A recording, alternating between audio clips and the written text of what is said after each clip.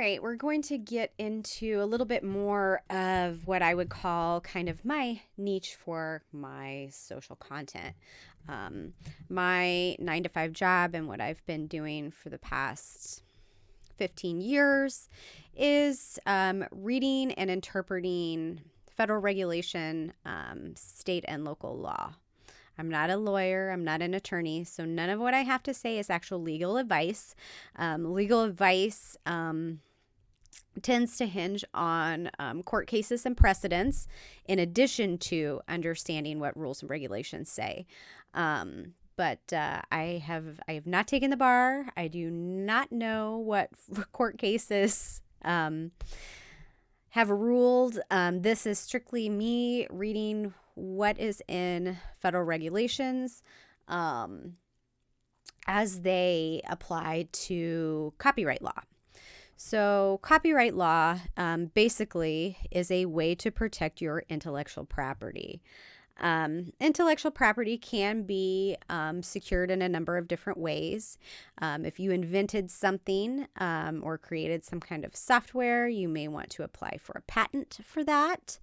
If you have a trademark that you want to register or a logo, then you would, file for a trademark. Or copyright would protect several different types of art, including literature and writing. So copyright is basically a form of intellectual property law that grants the creators exclusive rights to their original works of authorship. So it typically applies to things like literature, art, music, composition, and can be dramatic creations as well, choreography, screenplays, etc. You can also have copyright in software coding, architectural designs, and any other intellectual creations. Applies automatically upon the creation of the work and extends to both published and unpublished works. So basically, if you fixed it in a medium. So what they mean by that is if I have an idea in my head, I do not have copyright protections until I actually write it down on paper in detail. Okay. So we're going to delve into, what a copyright is exactly, what it applies to, the protections that it provides, the rights that are granted to the copyright. So you basically have the right to take that work and you can reproduce, distribute, perform, display, and create derivative works from that. And, so we'll get into more details on those individual items. Copyrights do not last forever.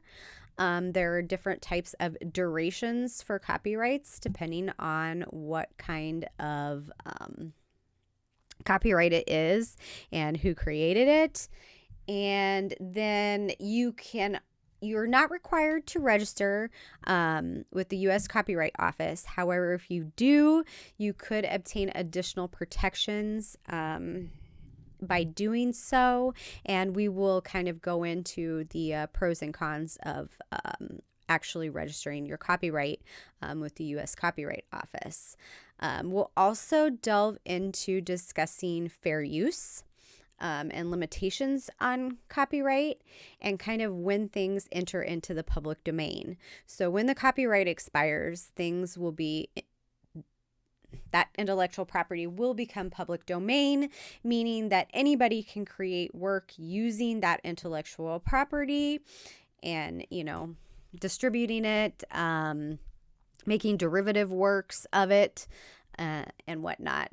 And then lastly, we're going to kind of just lightly delve into, how it works as far as international copyright law, because in a digital age, things are accessible all over the world, not just in the U.S. So how does U.S. copyright then protect you in the United States from folks from foreign countries who might wish to plagiarize or use that documentation or use that intellectual property. So we will dive into that in this next segment.